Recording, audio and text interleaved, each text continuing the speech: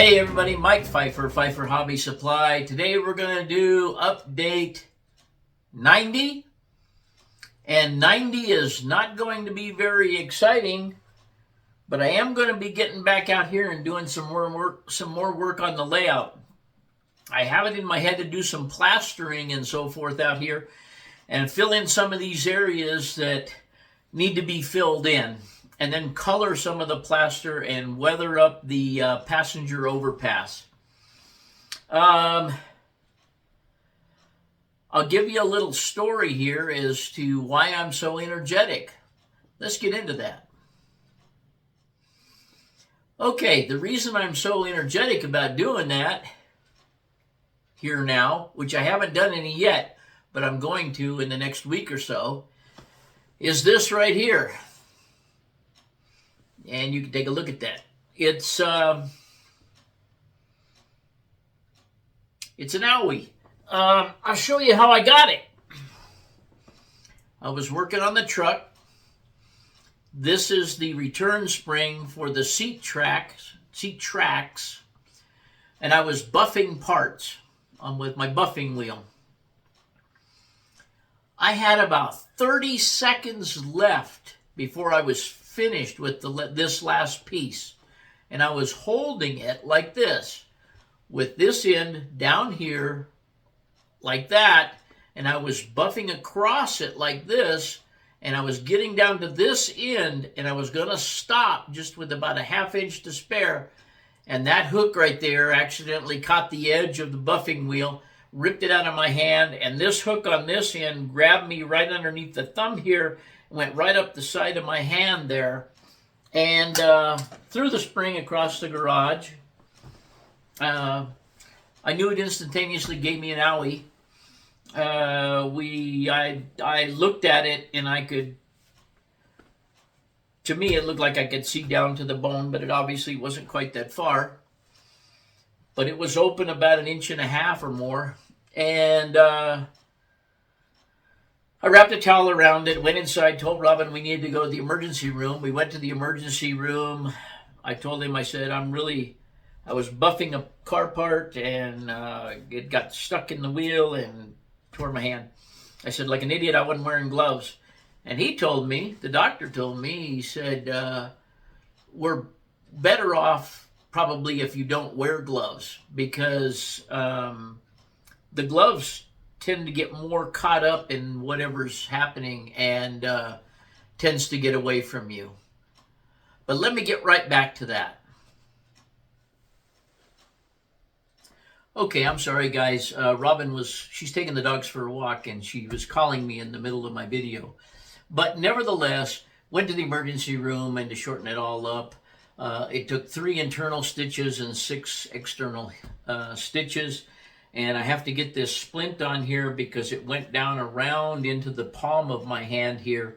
Therefore, they don't want me bending the finger and screwing up the stitches that are inside. But it shouldn't be too long. I'd go back Friday to get the external stitches out, and it shouldn't be a big deal, and it wasn't overly painful or anything. That being said, and what I told you before about doing some plastering, I want to get to that this evening, but I wanted to do this video. But anyway, just 30 seconds I would have been done. 30 seconds. If I'd have stopped 30 seconds sooner, I wouldn't be going through this junk. But anyway, I haven't touched base with you guys and told you about this, but I'll try and brief this up as much as I can. Robin and I were never able to get along with my mother and father because of things that were said from my ex. So we lost contact for quite some period of time. My dad developed emphysema. We went up to see him occasionally while he had emphysema. My mother never changed her mind about the way she felt about us. My dad always had expressed regret over how they had treated us for a number of years once he reached that stage. He eventually then developed dementia And there were times that I would visit and he was lucid, and there was times that I visited and he was not on the planet. Um, my mother was very domineering, and I know that everything my dad did was inspired by things that my mother made him do. But that being said, my dad, way back in the day, he was a draftsman, and he got a job at Sandia in Albuquerque for the government, doing drafting work on different projects and stuff, and wound up being a project designer at the end of his career there. Uh, when he was young, he was a cartoonist for his high school newspaper, and he was a cartoonist for his university newspaper. He was always a very good cartoonist. He could have made a living off of being a cartoonist if he had known how to get in the business. But with all the things that went on, Robin and I we didn't come out with any of the family things when they both passed away, simply because my mother gave it all to my daughter. Anyways, it's a long story, it doesn't matter. But I was able to get a few things before he passed away, and I'm going to show you a couple of things that Robin did for me for Christmas. And they don't or won't mean much to you, but they mean a whole lot to me, and I got to find a place to put them in here. First of all, I didn't have any of his work. This is a self-portrait he did of himself. One of the times we went out looking for Civil War relics. And honestly, it looks a lot like him. He had a hat exactly like that. He usually had a little bit of a scruffy beard when we went out like that. And he dressed like that when we went out looking for Civil War relics. So I don't, and on the back of this, and we're not going to take it apart, but on the back of this picture right here, he had me do a portrait of him. Well, I was no artist and I was very, very young. So it's a stick picture that I drew of him on the back of this paper. But it's the only piece of cartoon art that I was able to get away from the house with. Even though he had done that kind of stuff and drawn me these kind of things all the time, it's the only one I have. Now, this doesn't and won't mean anything or much of anything to anybody. And I'm not trying to bum anybody out or anything. But when he was in his not so lucid state, I visited him many times. I visited him when he was nearing death.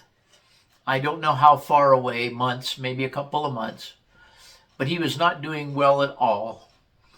She would always send him down to the garage. The garage was like his therapy room. And he and I would go down there, leave her out of the picture, and he and I would talk about life, our life. And my mother was never interested in doing that. But anyway, we would talk about how things were, what we used to do, hunting relics, whatever he wanted to talk about. Well, this day that I was talking to him, and I didn't see him a lot of times because it's a almost 500 mile round trip. You guys know that we made it every week for about 4 years, taking care of them and her parents. But anyways, I was up there visiting him. He was not so lucid that day. And before I left, I wanted to make sure that what I told him all the time is what he remembered. So he always had a calendar in there, and this was July of 2005, which was right around the time I retired from the telephone company. And it looks like it may have been a bank calendar or something because it's got cowboys on the bottom of it. But I wrote this. And I left it on his workbench so that, and I told him, I'm leaving this on your workbench so that you know every time you come down here that I love you. And I'm sorry. When he passed away, and we went up to the house for an argument with my daughter, I was able to get that out of it was still in the shop down in the garage. And I was able to get away with that. And it means a lot to me because I know that he knew. And anyway, Robin got these framed for me for Christmas. I asked her if she would. I was keeping them in a drawer in the bedroom, and they just mean a lot to me. So I asked her if she would frame them, and I can get them hung up in here somewhere. And I'll be more than happy to take some of this other stuff down and put these up in return. But anyway, that's just something that means something to me, and I thought maybe you guys might enjoy just hearing about it. And so you've heard all about the horny toad pillow. You've heard all about the screwed up hand. Robin has told me I can't work on the truck for a couple of weeks because of not wanting to get this jacked up again. So I believe later on tonight I'll come out here and start doing a little bit of plaster work. I feel like mixing up some plaster and putting some plaster out. And when I do that, we'll do 91. And of course, this is just not much of a video, but it's just I wanted to tell you what was happening, what's going to happen, and it's all going to happen because of this. So that being said, I'm hoping to get a little more work done out here. I have been working on the little station inside. I keep telling you I'm working on it, but I only lack 2 little pieces of roof and then putting some roof detail on it, and I'm ready to stucco the outside of it. Then put some windows in it and some lights in it, and put a floor, not a floor, but a sidewalk around it and everything. But it's getting there. It's actually getting there. It's a hell of a kit to put together, and there's not very many pieces to it. There's only about 10 pieces to it. But the molding of it requires you to cut all the flash out of every window frame. And if you want to do it neatly, it just takes a long, long time to cut out all those panes of glass in those window frames. So, and I hate doing it. So that's what's taken me so long there. But I guarantee you, it won't be too long. It'll be out here. Nothing else much going on out here. I haven't had any luck selling the supercharger off the car. I have a whole lot of parts for the truck that I can't put on until I get the dash painted. You guys have seen the back of the cab. Anyway, I'm working on getting the steering wheel off. In fact, that's what I was doing until I found out I didn't have the bolts to run into the steering wheel. I have the puller. I don't have the bolts to go in the steering wheel to be able to pull the steering wheel off. So I've got to find some right size bolts for that. And, in today's world, all the bolts I have are metric. There is no SAE bolts around anymore, hardly, unless you go buy them. So anyway, I've got to find a couple of bolts for the steering wheel puller, get the steering wheel pulled off so I can work on the gauges, pull the gauges out. I've got the 12 volt. I received the 12 volt wiring conversion kit with the alternator, bracket, pulley, everything. Brand new seat tracks, which that part goes on, and the seat rod that goes across, I also buffed last night without incident. Buffed some rails that go along the side of the step where you come into the truck. Just stuff. I've got all the brand new tires. Earlier in the day, yesterday I was working on, I have a sandblaster. It's a little cheap Harbor Freight one. Doesn't work real well. I couldn't get it to pull the rust off of those wheels and stuff, and I wound up going to 40 grit paper on my orbital sander, and that really seems to do the best job of anything. And then a drill with a metal disc with a metal brush disc on it, and I cleaned them up pretty well. I painted 2 of the wheels with blue, a darker blue, and then they're going to have chrome hubcaps with a chrome trim ring. I did figure out a way. I was able to tap the one stripped bolt that was on the spare tire carrier. I was able to re-tap that all the way back and I had to go buy some nuts because they're a small nut as opposed to the lug nuts that are on more modern cars, mostly.